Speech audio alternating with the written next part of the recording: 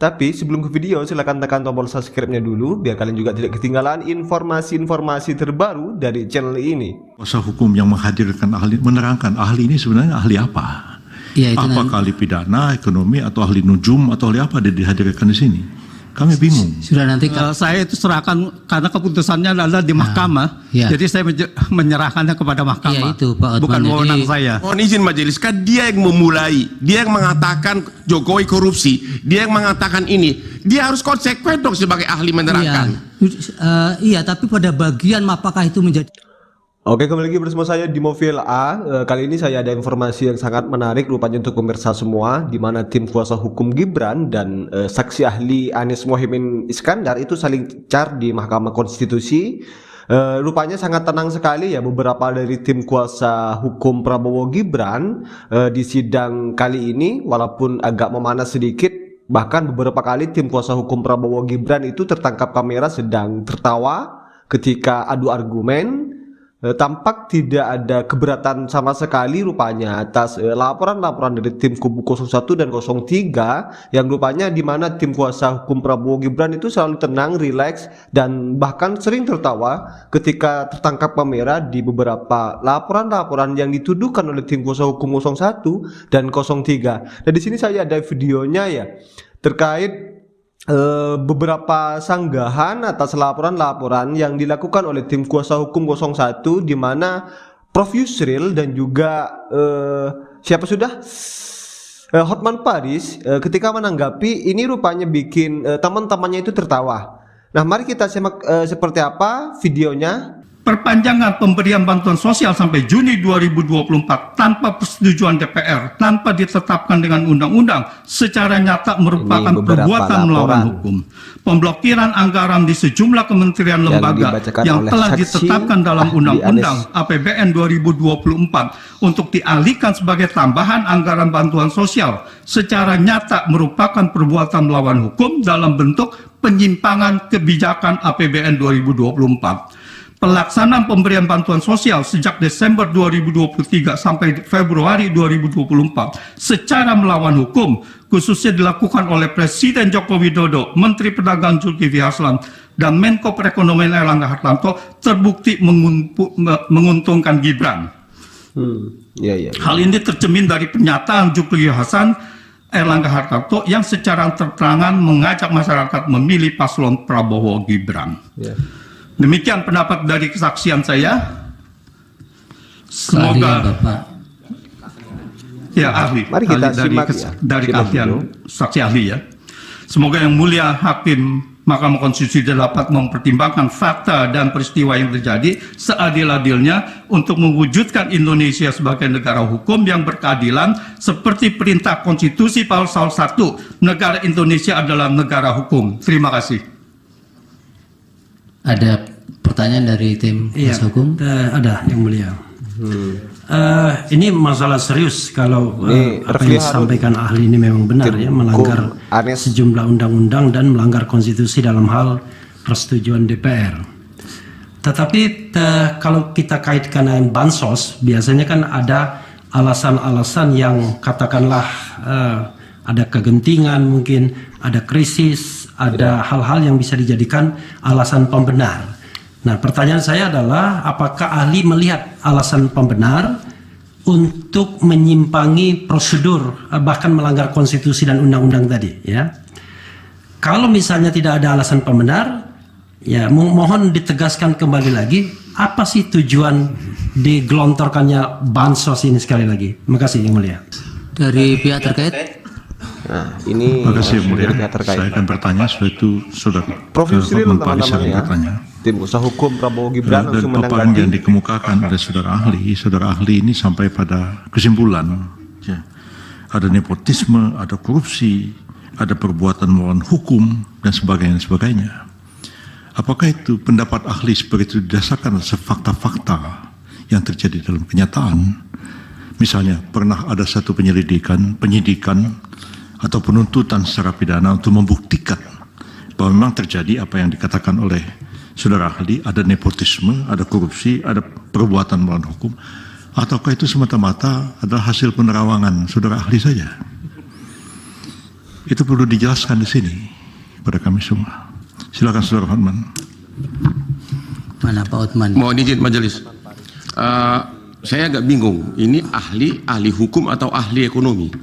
Karena tadi pendapatnya itu sudah melebihi ahli hukum.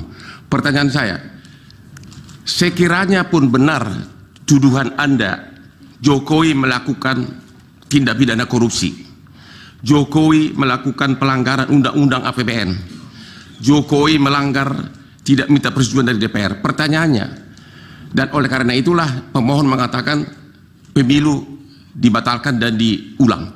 Pertanyaannya, apakah MK, Mahkamah Konstitusi, berwenang dalam putusannya menyatakan oleh karena Jokowi melanggar undang-undang korupsi, melanggar undang-undang APBN, melanggar undang-undang bansos, maka pemilu harus dibatalkan dan diulang, sementara tidak satupun pihak tersebut sebagai pihak dalam perkara ini, baik Jokowi, DPR maupun para menteri. Boleh nggak MK mengatakan itu adalah penyebab harus dibatalkan pemilu?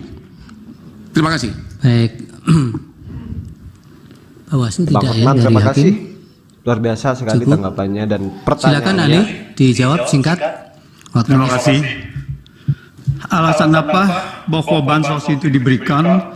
Kalau bansos itu, legalitas dari bansos adalah setelah disepakati dengan DPR. Apakah ada alasan atau tidak? Setelah disepakati dengan DPR, setelah disetujui dan diundangkan bahwa bansos itu wajib dijalankan oleh pemerintah.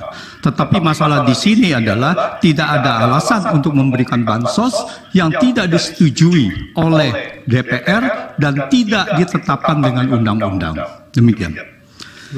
Yang lain? Pemblokiran dilaksanakan dengan apa? Mekanisme dari pemblokiran seperti diakui oleh Kementerian Keuangan bahwa uangnya masih ada di sana. Artinya tidak dipindah dari satu unit organisasi kepada unit organisasi. Cuman nampaknya mata anggarannya yang berubah. Begitu diperlukan dana untuk bansos, maka diambil dari kumpulan uang yang sudah diblokir 50,15 triliun untuk dialihkan menjadi tambahan anggaran bansos. Banyak kejahatan yang tidak atau belum terjadi, yang belum diusut, tetapi tidak melepas bahwa itu sudah ada kejahatan. Apakah ini nanti ada yang diusut? Ya, nanti kita serahkan kepada siapa yang merasa berkepentingan.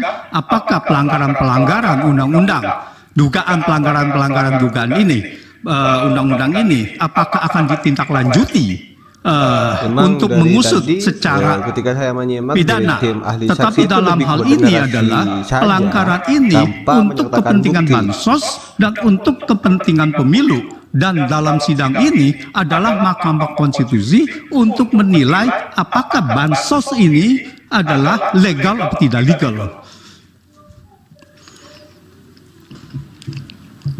Bansos adalah jelas seperti saya uraikan bahwa itu adalah untuk pemenangan paslon.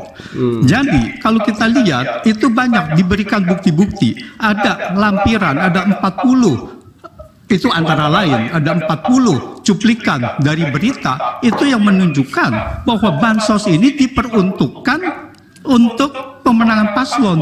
Jadi ini adalah bukan pendapat saja, tetapi ini adalah sudah ada bukti-bukti nyata. Terima kasih. Cukup. Cukup. Ya. Yang mulia, boleh kami mengusulkan sesuatu, Yang Mulia? Apa? Supaya kami ini tidak bingung saya terkait. Mungkin lebih baik kuasa hukum yang menghadirkan ahli, menerangkan ahli ini sebenarnya ahli apa? Ya, itu Apakah ahli pidana, ekonomi, atau ahli nujum, atau ahli apa yang dihadirkan di sini? Kami bingung. sudah nanti kami yang menilai, Prof. Majelis juga tadi pertanyaan Hotman Paris belum dijawab. Apakah permohonan pemohon dengan tuduhan Jokowi melakukan korupsi bisa dipakai oleh MK sebagai dasar membatalkan pemilu hanya karena sudah. keahlian beliau? Mohon belum dijawab majelis. Ya. Tolong dijawab. Iya, tidak usah terlalu semangat. Bapak mau jawab tidak? Saya itu serahkan karena keputusannya adalah di mahkamah. ya. Jadi saya menyerahkannya kepada mahkamah. Iya, itu, Pak Hotman. Bukan wewenang Jadi, saya. ahli juga tidak harus dipaksakan untuk menjawab, apalagi untuk sama dengan yang diinginkan. Majelis Dan ahli ini kan juga menjawab berdasarkan data. Jadi bukan hanya mohon izin berdasarkan majelis kan, omon-omon. mohon izin majelis kan dia yang memulai, dia yang mengatakan Jokowi korupsi, dia yang mengatakan ini, dia harus konsekuen dong sebagai ahli menerangkan. Iya, tapi pada bagian apakah itu menjadi kewenangan MK kan tidak dijawab. Ya maksud saya dia sebagai ahli harusnya konsekuen dengan jawabannya, jangan cuma omon-omon. Anda tidak bisa memaksa seperti itu. Terima kasih ya ahli, keterangannya mudah-mudahan bermanfaat untuk pengambilan putusan. Terima kasih. Ya mungkin saya rasa cukup ya terkait dengan apa yang menjadi laporan dari tim saksi ahli kuasa hukum Anies Baswedan dan juga beberapa tanggapan dan pertanyaan yang dari tim kuasa hukum 02 Prabowo Gibran. Ya seperti apa tanggapan kalian, tulis di kolom komentar, dan salam demokrasi.